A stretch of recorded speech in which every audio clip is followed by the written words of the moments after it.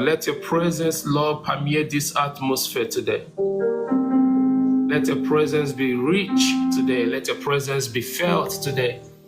Let there be healing, deliverance, liberation, sanctification, freedom to the glory of your name.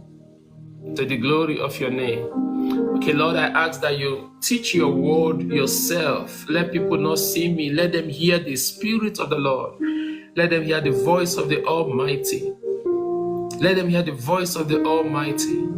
And let their lives never remain the same. Give me, Lord, the grace to expand, expatiate, explain, and exegete your word in a clear, succinct, simple, applicable manner that everybody will understand. And let all the praise be ascribed to you, Lord, in the name of Jesus Christ. And amen. I said you cannot preach hope if you have not preached survival. And that was like towards the ending of my teaching last Sunday. When I went to my quiet time and I began to think about what I said, I began to meditate about what I said. I said, that right there is deep and I need to explain it more. You cannot preach hope, which is what I've been trying to do since this month of November started. But I realized that hope is useless to people that have not survived. You can't preach hope if you have not preached survival. You have to survive to enjoy the benefit of hope. Listen, if hope has anything to offer to you, hope cannot offer that to you when you are down, buried 6 feet below the earth. Hope can't help you. Hope cannot help you. Do you understand what I'm saying now? If you are 6 feet down the earth, buried and forgotten, no hope can ever help you. As a matter of fact, the Bible says there is no hope in the grave. There's no salvation in the grave. There's no redemption in the grave. Once you get over there, it's done. It's over. So what do I have to teach people? I have to teach people survival. It is difficult to survive.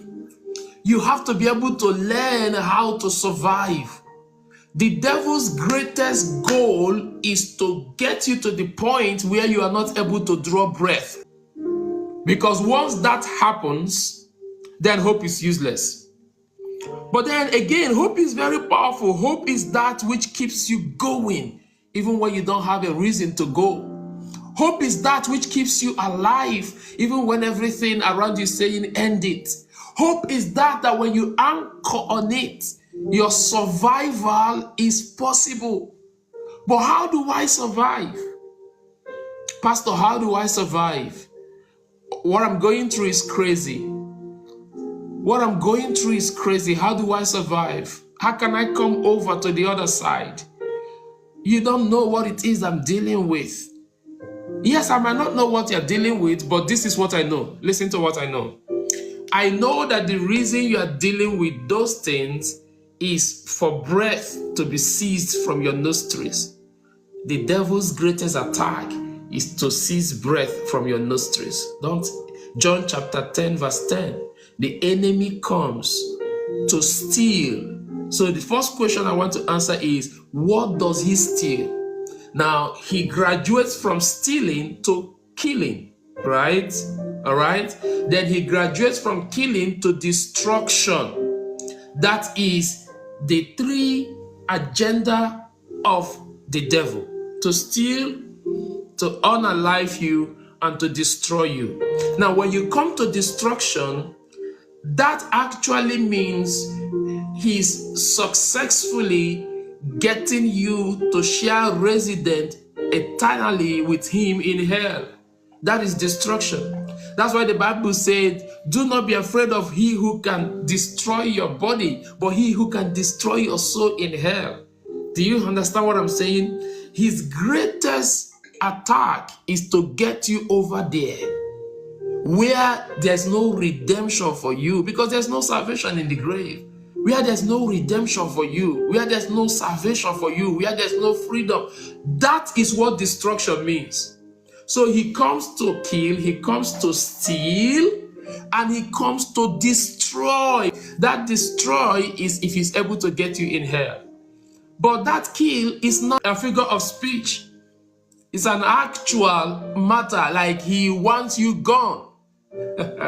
He wants you gone. He truly wants you gone. That guy's greatest trade is death. His greatest trade is death. What he loves to do is to take people out. He will do everything. He suggests it to you. Have you ever wondered why some people delete themselves from this realm? Because of subjection, demonic subjection. It happened to Job. By the way, Job is the one that we are considering all this period of teaching. It happened to Job. And the wife, that evil person came through the wife to suggest to him, all right, why don't you end it all? It's possible there's somebody under the sound of my voice who understands what I'm saying, because, Pastor, guess what? He has also suggested to me to end it. Pastor, he has actually suggested to me. He suggested to me. He told me it's not worth it. He told me I'm not worth living. He told me, what am I living for? All my friends are married. All of this is happening. I have put my hand in this business. It's not progressing. I have done this. I have done that. My wife left me. My husband left me. This is happening. That is happening. What are you stressing yourself? Just end it all. Pastor, he has suggested the same thing to me. The devil is a liar.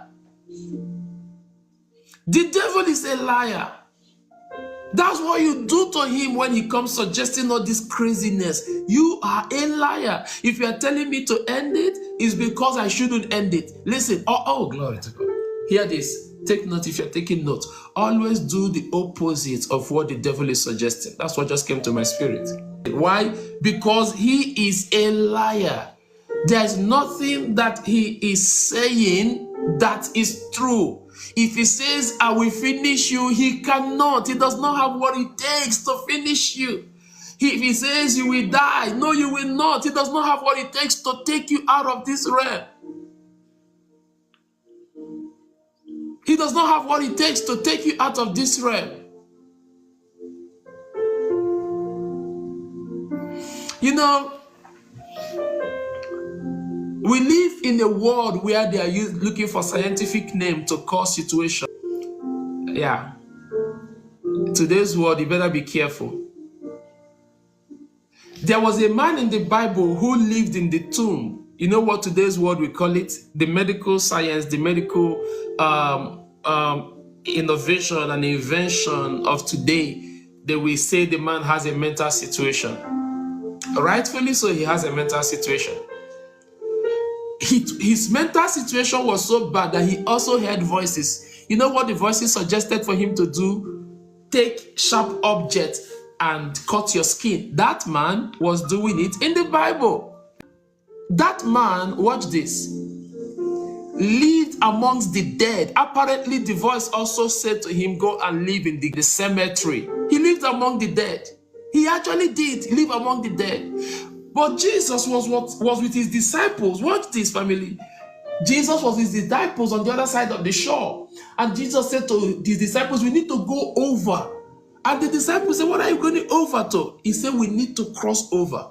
And they began to cross over. When they were crossing over, there was a tempest.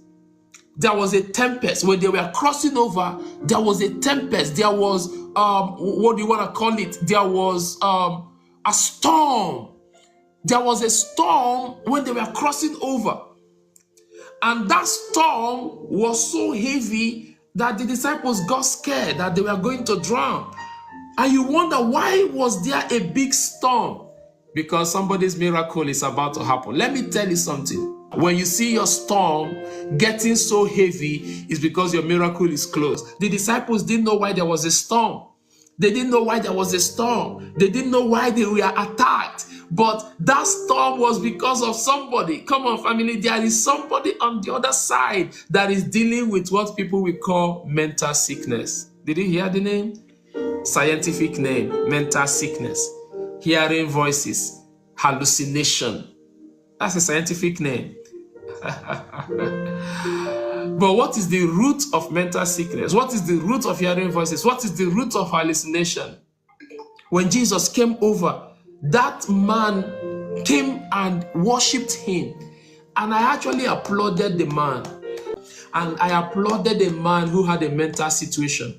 I applauded a man who would take sharp objects and cut himself. I applauded a man who they tied with chains and fetters, but he will always break them off because the demons in him, where the Bible said it was legion. I applauded a man. Why am I applauding him? Because he had the inner strength to worship even with his craziness. The Bible said that this man fell before Jesus and worshipped him. And Jesus said, how many are you guys? The man said, we are many. Legion. We are many. Is there anybody that is dealing with a lot? You are dealing with a lot. You know what Jesus said? Jesus didn't say, I cast away that mental health. No, Jesus said, I cast away that demon. Because at the root of it is a demonic oppression. If you don't call it, if you give it a fancy name, and I'm happy Jesus never gave these things fancy name. Jesus addressed, you demon, I command you, get out of him. The demon said, can you allow us get into the pigs? Can you allow us get into the swines? The demon started negotiating, but Jesus acknowledged that this is at the root of mental manifestation. It's a demonic operation. Attack the demon and you will free yourself. But surviving is what we are looking at. And even if we are to look at that man who was lying at the tomb, at the grave, at the cemetery with the dead, if we are to look at that man, we also want to appreciate his ability to survive. What did I say when I started? Hope is useless without survivor. Imagine that man did not make it until the time Jesus showed up. What is survivor? Survival is making it until your salvation shows up.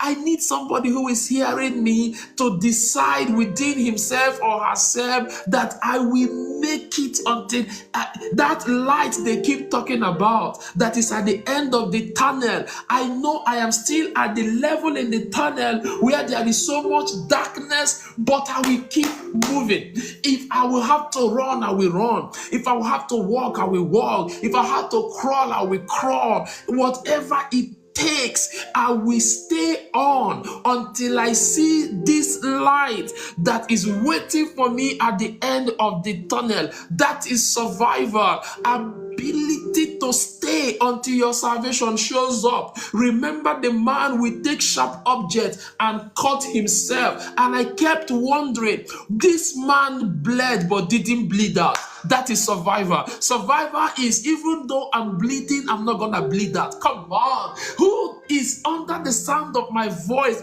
that have that mental fortitude? Who is under the sound of my voice that have that mental agility? Who is under the sound of my voice that had that mental strength to say, I might be bleeding, but I will not bleed out? The next person you know in the Bible that did that was the woman with the issue of blood. Oh my goodness, 12 years of bleeding. 12 years of bleeding. And the bleeding is not like the normal cycle of a woman where you bleed for 5, 6, or 7 days in a month. No, sir. When you read the woman with the issue of blood, it was not monthly bleeding for 12 years. No. Because if it were to be monthly bleeding for 12 years, then there's no problem. Then she's not sick. Then it is normal biology of the female body. But she was not bleeding 6 days in a month for 12 years. No, sir. She was bleeding every day of every month in 12 years. She bled but didn't bleed out. Who am I preaching to? I need you to look within yourself and find this strength that I'm talking about. Learn how to bleed without bleeding out. Learn how to be tired but keep moving. Learn how to want to give up but still picking yourself up. I know you have been broken to pieces, but pick your pieces up and make it one piece. Do not allow the devil win this battle over your life. Push on no matter how hard it is. I guarantee you, family, your salvation is closer than you imagine. Listen, when the voice increases in you to end it, when the storm is raging, oh, it is because your salvation is nearer. It's because your time has come. When the storm was raging at the middle of the sea, the disciples didn't understand what was happening. Jesus was busy sleeping. Nobody knew what was happening, but a man in the other side of the shore who has been dealing with demonic oppression for years, he didn't know. Who knows? Maybe the man was saying, maybe I should end it. I have tried all I could. This is not working. My life is miserable. I cannot even live among normal human beings. Look, I talk, but I talk with the dead. I sleep, but I sleep close to the dead. What kind of life is this? I'm tired. Is there anybody under the sound of my voice who is tired? You are tired. You are weary. Everybody has abandoned you. Family has abandoned you. Friends have abandoned you. There was a time they tried to help you, but they couldn't. Now nobody is there with you. Can I tell you something? Listen to me. Push through. Do not give up just yet. Your miracle is closer than you know. I was meditating and God said to me, hope cannot work with someone who has not survived. And God said, when you get back there on Sunday, teach my people how to survive. I'm on my way coming, but when I come, I need to meet them. That is survivor. Ability for your solution to meet you when your solution comes. Ability for your salvation to meet you when your salvation comes. Ability for your freedom to meet you when your freedom comes. For what is the need of freedom when you are no longer there to enjoy it? What is the need of solution when you are no longer there to enjoy it? What is the need of liberation when you are no longer there to enjoy it? No matter what it takes, stay. All the days of my appointed time, the Bible says, will I wait until my change comes. I'm not just going to wait for today and stop waiting tomorrow. I will wait today, looking out for my miracle. And if I don't see it, I will wait again. All the days of my appointed time, Job said, will I wait until my salvation come. Glory be to God. And we know we are learning our lesson from Job. What I just quoted to you is what Job said. All the days of my appointed time will I wait. So somebody is asking you, but this has been happening for so long. How long are you going to wait? You have tried your best. Nothing is happening. No, tell them Job chapter 14 verse 14. Job chapter 14 verse 14. If a man die, shall he live again? Can you imagine? You see why I'm teaching on Job all this period? Because there's a lot of things that we can learn from this man. Job said, if a man die, shall he live again? Why are you suggesting for me to die? This stupid voice in my spirit telling me to end it all. Why are you giving me that suggestion? Don't you know that if I die, I will not live again? I'm holding here. The greatest level of defeat is death. I have to explain something here. The greatest level of defeat is death. They say where there is life, there is hope. If you are still breathing, I don't care what it is you're dealing with, right? Stage 4 cancer, irrelevant. There are people with stage 4 cancer who have survived. There are people that the doctors have given 3 months to live. It's been 3 years after they are still here. Because if there is life, there is hope. The greatest defeat is death. Everything the devil is doing is to get you to that point. This is the example. Somebody is so sick in the body, but that person refuses to die. That person is surviving. And you're asking, why? Why?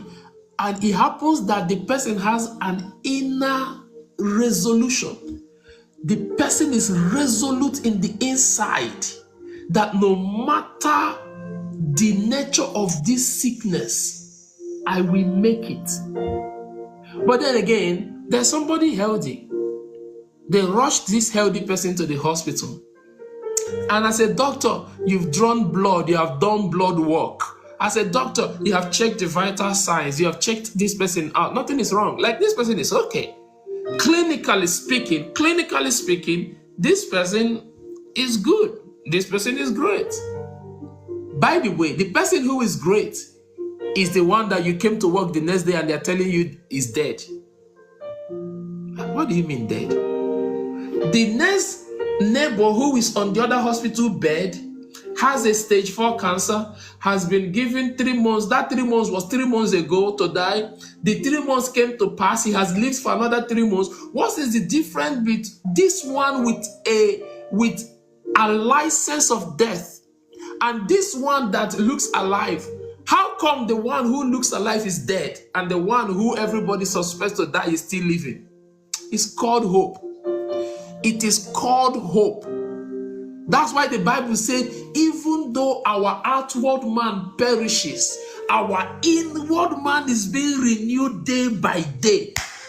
The way to keep your body living is understanding the renewal of the inward man and your ability to renew it day by day. My outward man might be perishing. I might have a sickness that is ravaging my body, but if I am formidable in the inside, very soon my inside will command my outside to align. Do you hear me what I'm saying to you? If I'm formidable in the inside, the one who they are planning to carry away with a casket will rise up, like Jesus would always say, take up his bed and walk. When Jesus met that man 38 years, Jesus said to him, rise up, take up your bed. You are not going to be here any longer. I'm ending this 38 years of misery. And the beauty of that man is his ability to survive for 38 years. I have a question to ask you. Can you survive for 38 years? Can you survive for 12 years like the woman with the issue of blood? Can you survive, hallelujah, like that woman that was bent over? There was a woman Jesus saw in the temple. She was bent over. And Jesus said, is that woman not supposed to be a daughter of Abraham? Why is she bent over this for this long? Woman, straighten up. And immediately the bones in her back began to crack and align, and she straightened up. Can you survive how long that woman has survived? The message I'm bringing to you, everyone under the sound of my voice, is that no matter what you are dealing with, you owe it to yourself a responsibility to survive. Because if you allow the devil to take you out of this realm, then hope is useless for you. Job said in Job 14:14, if a man die, shall he live? The answer is no. If a man die, he shall not live again on this earth realm. He can live in eternity, but on this earth realm. Job now said, if your answer is no, that if a man die, he cannot live again, let me now tell you guys what I have decided to do. The next line, he said, all the days of my appointed time will I wait. So from what Job says, he understands that he has an appointment. Appointment with what? He has an appointment with solution. He has an appointment with salvation. He has an appointment with his healing. He has an appointment with his restoration. You might have taken my children, but I'm going to get more children. You might have taken my business, but I'm going to build more businesses. You might have taken all my possession, but I'm going to have double of everything I have lost. I have an appointment with restoration. I have an appointment with salvation. I have an appointment with solution. And all the days of my appointed time, I will wait until my change comes. Can I beg you something? Wait until your change. Pastor, how long do I need to wait? Job answered the question. Wait till your change comes. How long do I need to wait? Wait till your change comes. You look for it in 2023. Keep waiting. 2024 is almost gone. Keep waiting. Pastor, but it's not easy. Wait till your change come. I know it's not easy, but I'm not praying for you to experience what Job experienced, because sincerely speaking, I'm not sure there's anybody alive who has experienced the dimension of evil that came on Job. What Job had to deal with, I do not wish it for my worst enemy. I do not want even my worst enemy to experience what Job experienced. And I'm saying that to say that what you experience is not quite that deep. I know it's painful, but Jesus will not allow it to come to you if you cannot handle it. If you are facing it, it's because God knows you can deal with it. And this is supposed to be your attitude until I change. Until everything turns around, until my salvation shows up, until my redemption shows up, I will wait. What did the Bible say? The Bible said, they that wait upon the Lord shall renew their strength. What waiting does is that it renews your strength. It helps you mount up with wings as eagle. I will wait. Something I know is that my change is coming, but I will not allow my change to come and miss me. I will meet with my change. I will be at the door when my change comes knocking. I will be at the door when my solution. I feel the spirit of joy coming right now on somebody. I feel the spirit of courage and hope. I feel the spirit of survivor coming on somebody under the sound of my voice. I will be at the door waiting for the knock of my change, because then I'm going to get the door. I'm going to open the door. I'm going to embrace my change. I'm going to welcome my change no matter how long it takes. I am not chicken-hearted. I am not really livered. I am not a vegetable. It is not me you can suggest for me to kill myself. Therefore, that's not me. Go look for somebody else. But you see me, I am built to last. I am fortified for pressure. There's no pressure I cannot handle. There's no situation I cannot survive. And let me tell you something. The reason you are fighting me is because you know there's something ahead in my life and you don't want me to experience it. But you are coming so late, devil, because I will experience that joy. Let me begin to draw a conclusion real quick. I want us to discuss what I call social capital. Listen, very important. And when you come to social capital, right, there is the downside of it, there is the upside of it, there is the negative side of it, there is the positive side of it. There is a side of it that is detrimental, there's a side of it that is beneficial. And I want you to learn social capital. And the Bible has a lot of things to say about social capital. And by social capital, I could also imply quality friendship. Friends. Do you know the Bible said that a friend sticks closer than a brother? There are a lot of things the Bible said about friendship. The Bible says he that wants to have a friend must show himself friendly. He said, the Bible says a friend is born for the day of adversity. Why am I talking about social capital? The devil uses isolation to terminate you. He cannot alienate you without isolating you. His ability to alienate you will come by isolation. Isolation is the closest door neighbor to suicide. Isolation is the closest door neighbor to suicide. Most times I found out that people who commit suicide commit it in darkness. The devil wants to put you in a dark place before he can extinguish your light. He wants to drag you, lure you into a dark place before he can extinguish your light. Isolation. Isolation. If you have a circle of friends, always be on the lookout for that one who is beginning to withdraw. Listen to me, guys. If you want to be a good friend, right? If you want to be a good friend, please be on the lookout for the people that are beginning to withdraw.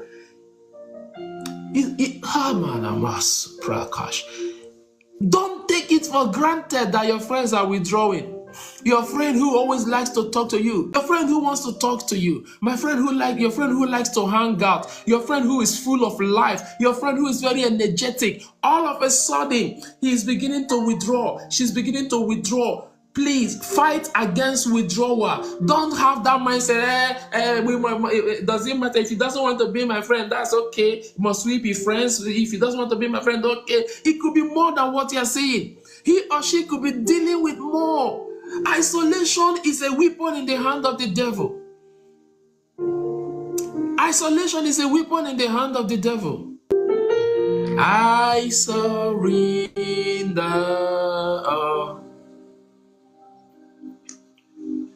I surrender unto you, my blessed Savior. I surrender. Fight isolation. I'm talking about social capital. Fight isolation. Be a good friend to somebody. Be a quality friend to somebody. All right? Look very closely at the facial disposition and at the facial composition of your friend. If your friend who is always excited is now gloomy, be concerned. Sit down and talk. What is going on in your life? I noticed that your fire is going down. I noticed that your joy is no longer there. I noticed that that positive spirit you have is no longer there. Is there anything you want to discuss with me? No, I'm here for you. Be a good friend. But there's also a downside to social capital.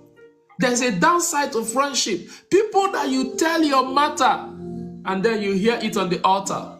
It is not easy to be vulnerable. It's not easy to be vulnerable. It is not easy to be open. It's not everybody you want to be open to. There are people you tell your matter and you hear it on the altar. There are people you tell your matter and it becomes the next hot topic of gossip. Those are not good friends. In fact, the measure of true friendship is such that even if you fall out with your friend, because it's possible. Do you know that the person you call your bestie, the person you are closest to, the person that you are nearest to, tomorrow you guys can fall out? Do you know that you guys can stop being friends tomorrow? But true friends, even though you are no longer their friend, they will never tell your matter. We might not be talking today, but nobody will know what she told me. Nobody will know what he told me. Nobody will know his secret that I hold. Nobody will know that her secret that I hold. Why are you using someone's confidential information to discredit him and fight him because you guys are no longer friends? True friendship is protecting the other even when you guys are no longer close. Are you that kind of person? I'm not even preaching for you to go looking for true friendship. I'm preaching for you to become a true friend. Because most times some people will say, yes, preach it, pastor. That's how they behave. I'm not talking about how they behave. I'm talking about how you behave. Are you a true friend to someone close to you? Will you use my information against me just because we are no longer friends? Will you tell my matter in the public place just because we fell out? That's the downside of true social capital, the downside of friendship. But why are you talking about friendship? How does friendship have to do with survival? If you are blessed with the Jonathans of this life, remember that Jonathan was a good friend to David. Jonathan gave David his garment, his belt, his sword. Jonathan said, I am supposed to be the heir apparent. I'm supposed to be the next king, but I have seen that the hand of God is upon you, and I'm going to give you everything that belongs to me. A true friend is not envious. A true friend is not jealous. A true friend is excited at your victory. A true friend is excited at your winning. Come on, who am I preaching to today? Let me know in the comment section if you're the one I'm preaching. Who on earth am I preaching to today? Who is this that I'm preaching to? A true friend is excited at your victory. A true friend is happy for you.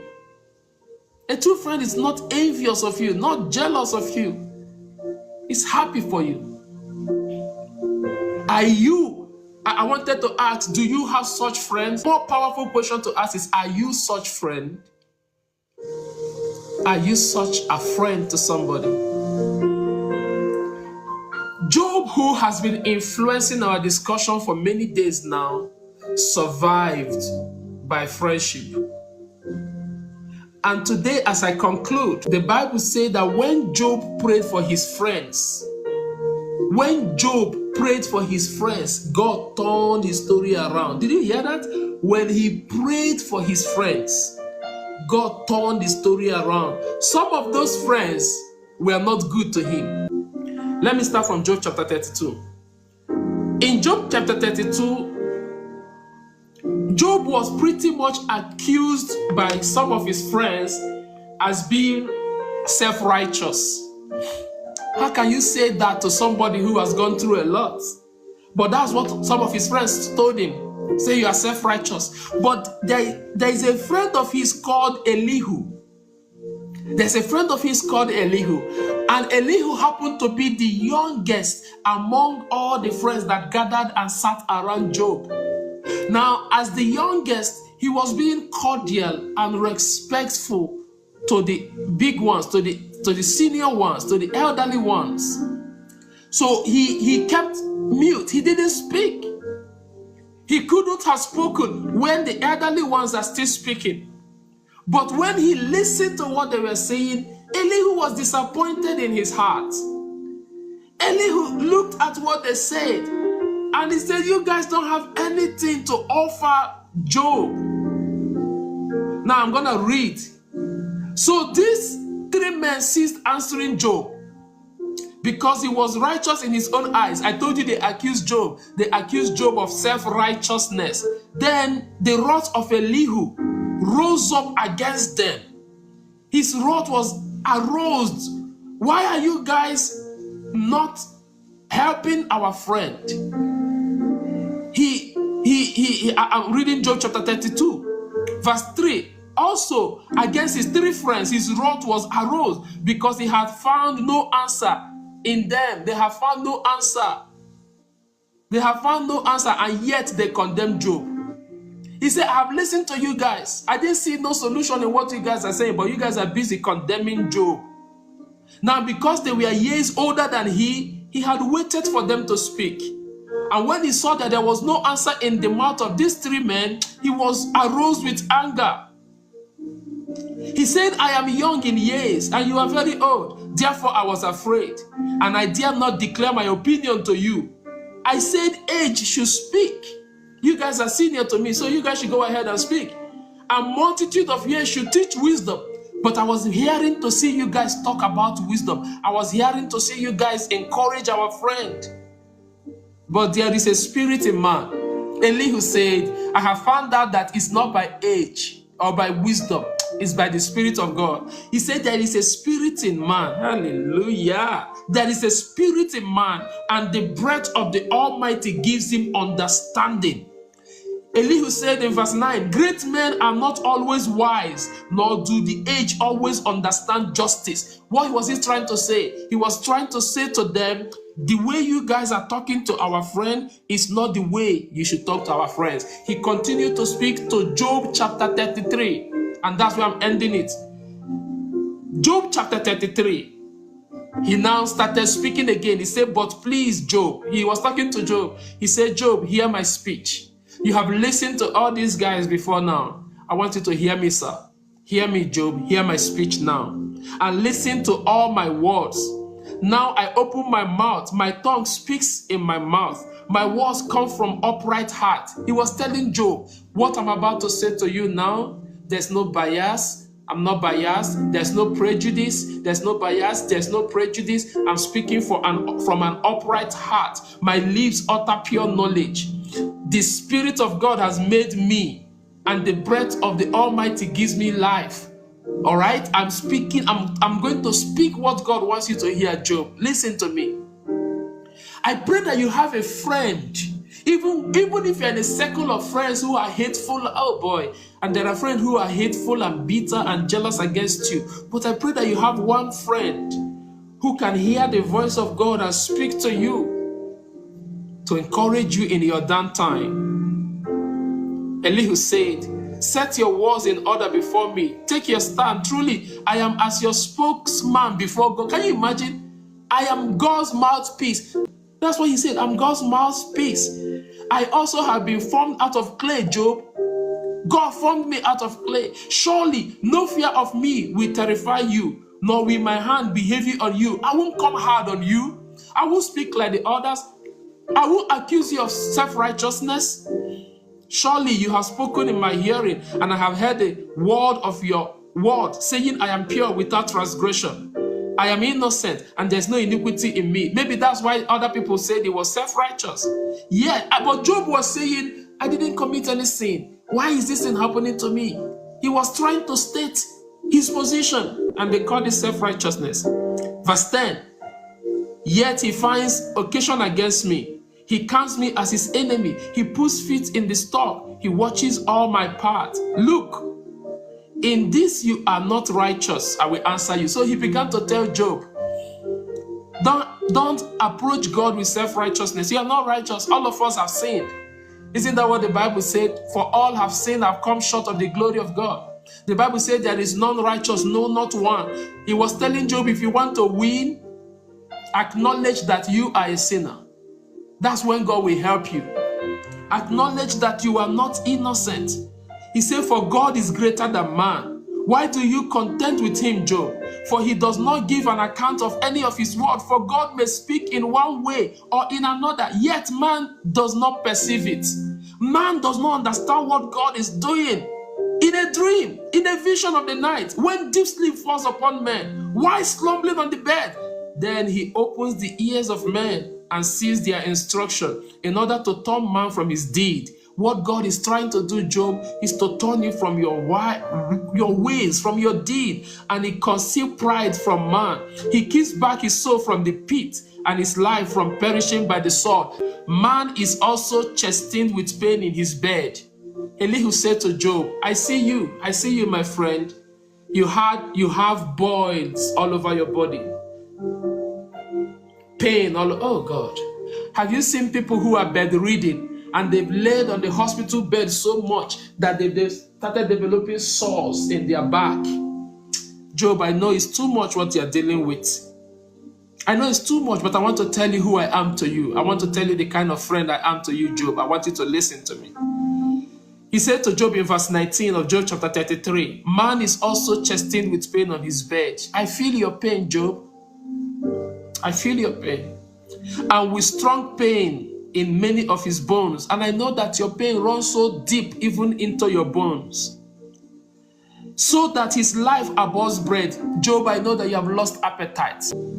I know you've lost appetite. Your life abhors bread. And his soul, succulent food, his soul doesn't even want to eat again. His flesh wastes away from sight. Can you imagine? Job, I know you've lost weight. You used to be 250 pounds. Look at you. You are now 120. Oh, Job, your flesh is wasting away from sight. This is not the Job we used to know. This is not the Job that we used to see. We are looking at a skeleton right now. Your flesh is going away. And your bones are sticking out, which was once hidden. Your bones that people didn't see. That's all we see now. We don't even see flesh again. We just see bones. Yes, his soul draws near to the pit. He said to Job, looking at you, you look like death already. You look like your breath will cease anytime. You look like you're ready to get into the pit. And his life to the executioner. It looks like the devil has lifted up that sword, that sword to chop off your head. That's what it looks like. Your life is now at the mercy of the executioner, Job. Verse 23. Job, I want to tell you something. Who knows? Job was beginning to be resentful about his friends. Job was beginning to, listen, when you're going through craziness, don't hate anybody. When you're going through a lot, do not hate people. Don't start picking offense. Oh, I was going through so much. He has all the money. He didn't even come to help me. He has all the connection. He didn't even come to help me. When you are going through, please free your mind. Free your mind. Ease your mind from bitterness, from hatred. Please, please, guys, please. Elihu said to him, I see everything that you are going through, my friend. I see everything you are going through. Elihu said, if there is a messenger for him, Pastor, how do I survive? If there is a messenger for you, can I say it, guys? All of you need not to fight alone in the battles of life. You need a prayer support. You need a prayer partner. You need a friend. You need a messenger. Elihu said, if there is a messenger for you, your skin is eating away. Your bones are stuck out. You are in pain in the bed. You are getting close to the grave. Look at all that is happening to you. Your life is at the mercy of the executioner. Look at you, Job. But do you want to survive all this craziness? Do you want to survive all of this going on with you? Let me tell you, Job, if there is a messenger for you, who is that messenger? A mediator. One among 1,000. When it comes to friendship, you don't need to have many. You need to have one who is quality. Elihu said you don't need all of us. You need one among 1,000. Hey, my God. Oh, you need a Jonathan in your life. If you are David under the sound of my voice, you need a Jonathan. You don't need everybody. You need one. You need one amongst 1,000. I'm reading Job chapter 33 verse 23. He said, if there is a messenger for you, Job, if there's a mediator, who is a mediator? Someone who stands between you and God. Someone who is praying to God about you. Someone who is crying to God about you. Someone who is begging God on your behalf. Someone who is fighting for you. Oh God, my friend will not die. Lord, please intervene for my friend. Lord, please show up for my friend. Lord, please. This person has carried your matter on him or herself. Your matter is, oh my goodness, you need such friends. He said to Job, if there is one person, one amongst 1,000, if there is one amongst 1,000 who is a mediator, who is going to be there for you, if there's a messenger for you, someone that will be there for you, if there's a mediator, someone that will stand in between heaven and earth, someone that will fight the sickness with you, someone that will fight this death with you, if there is a mediator, even if it's one amongst 1,000. Job, you don't need many people. You don't need many friends. You don't need quantity as friends. You need quality. One amongst 1,000 to show man his uprightness. This one is not coming to paint your sin to you. This one is coming to tell you, Job, don't let guilt finish you. Don't think you're a sinner. Don't think you're disappointed God. God is not mad with you, Job. You are still upright. He said, if that one can show you your uprightness, you are still upright. Jesus took it all for you. Jesus paid it all for you. Job, don't allow guilt. If you let guilt come in, you're gonna kill yourself before your time. You are upright, Job. You are the righteousness of God in Christ Jesus. Want to show his uprightness, then God will be gracious to you. And God will say, deliver him from going down the pit. We are not dealing with restoration.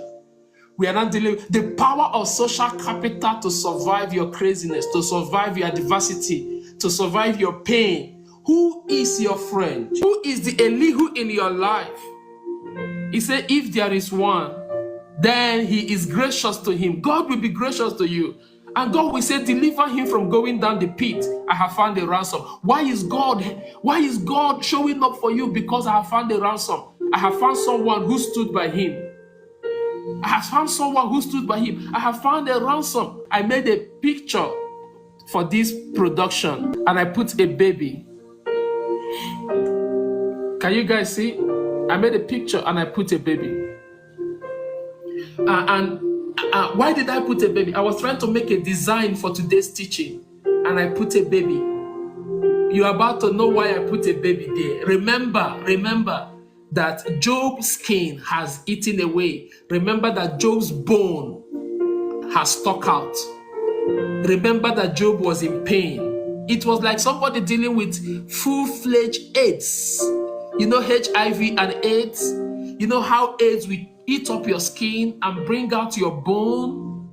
That was what Job was like until Elihu came, and Elihu began to attack guilt, and Elihu began to attack self-condemnation, and Elihu began to tell him you are righteous, and Elihu said all you need is one friend, one amongst 1,000, someone who will pray to God about you, someone who will stand there for you. That's all you need. And when God said, I have found a ransom, I have found a reason, God, the Bible said in verse 25, look at verse 25, and the baby in the flyer, the Bible said in verse 25, his flesh, that flesh that was eaten away, that flesh that has disappeared and bone has stuck out everywhere. The Bible said in verse 25, his flesh shall be young like a child. That's the baby. You know, children represents new beginning. I know you have gotten to the end of your life, the end of your situation, the end of your affliction. Can I announce to you, there is, hear the word of the Lord, everyone, there is a new beginning for you. There is a new beginning for you. If you are the one I'm preaching to, go to the comment section and write, there is a new beginning for me. This is not my end. No, this is not my end. There is a new beginning, Candice. Oh, glory. God said I will come through now. I have found a ransom. I have found a support system. I have found someone. I want to be a friend to you. I just need to be a friend to somebody. I just need to be the reason that God will say, now that I have found a ransom, let's revive this person. I know his bone was stuck out. I know the problem was deep that he was dealing with.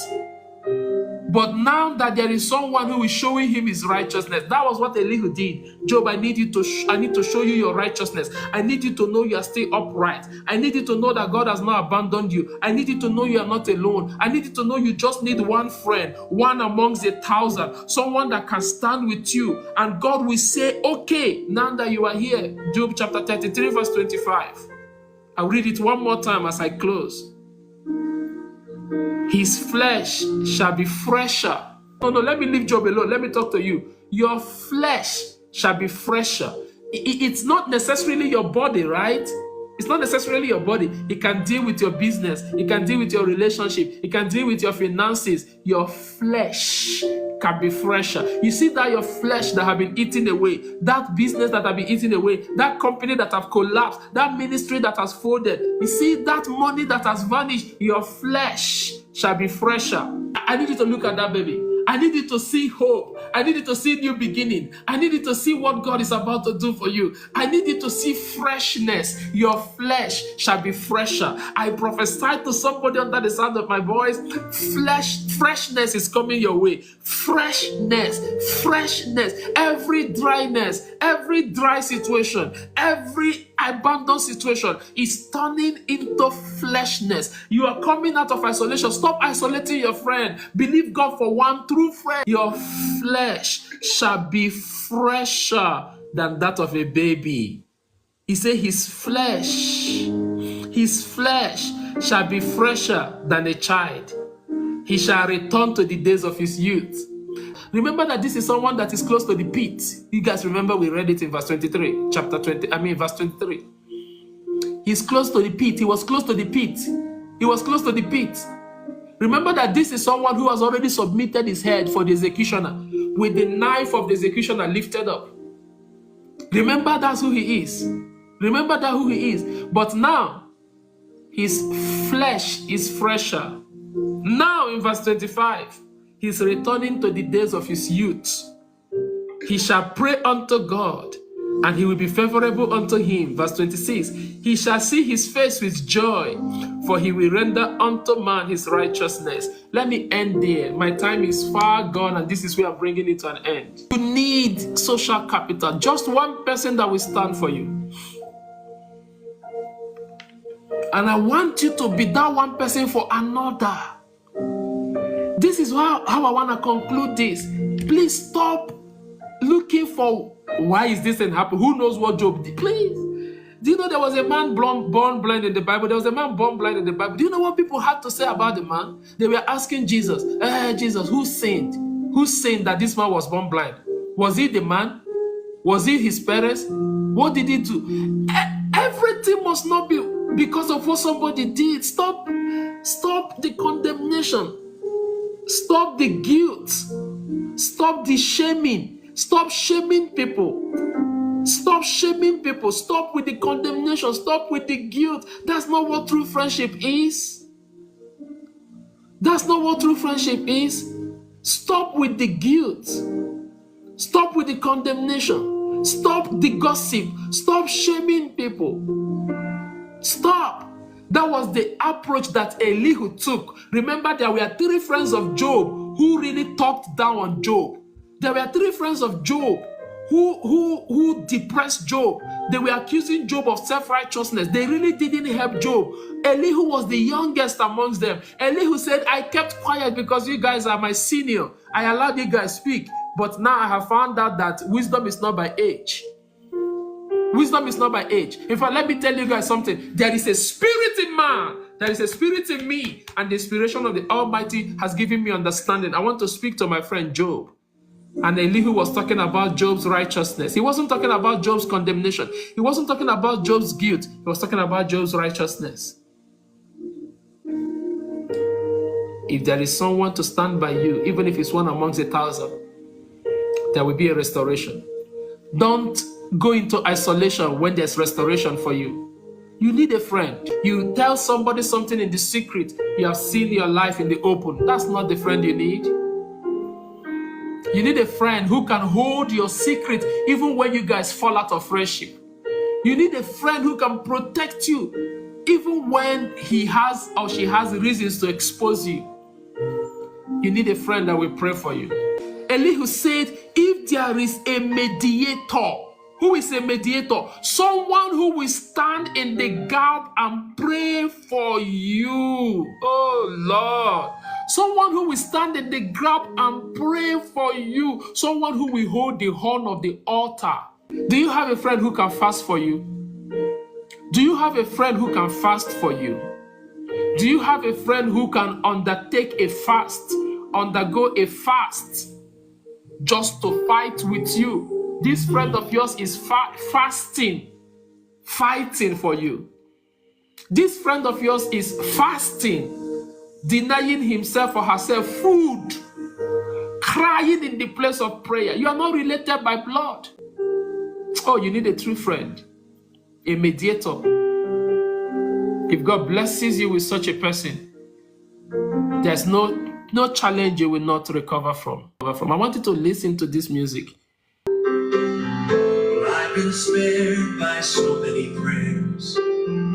How many times I could not say what a difference a prayer can make when it's offered up in faith. Well, God has always made a way, yes He has, when I didn't know what to do,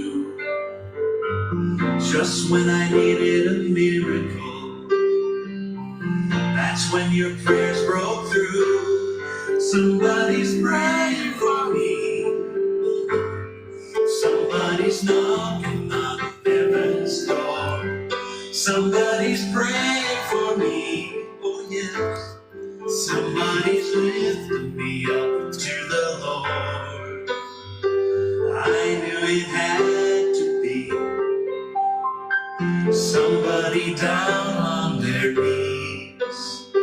Somebody praying for me. That's right.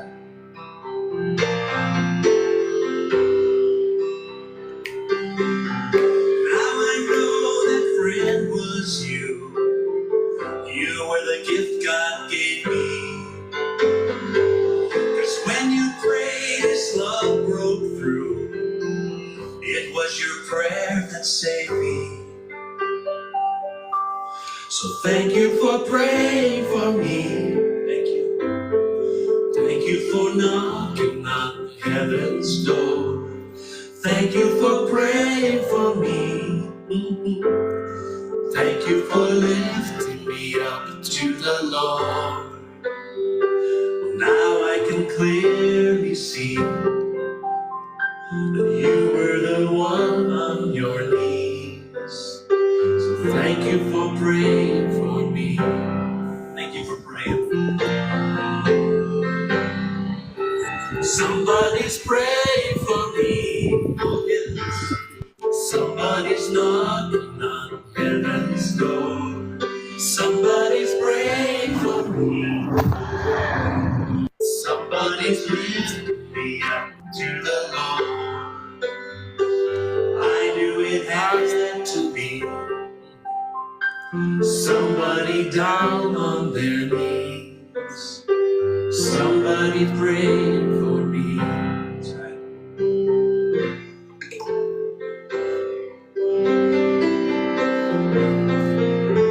Ababa shalala masekeya. Mada koso pratalina mosh.